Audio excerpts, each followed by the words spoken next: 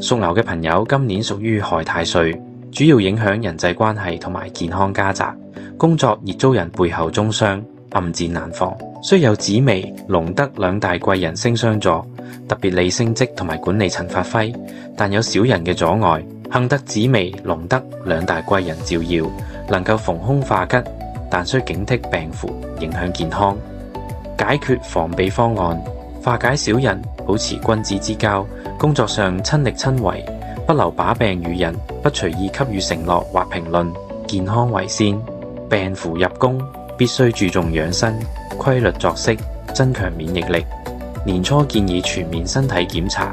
貴人助力，多與上級或專業人士交流，將係你化解困境嘅關鍵。遇到困難時，可主動尋求資深人士協助。留意家宅健康，多花時間陪伴家人，修繕家居。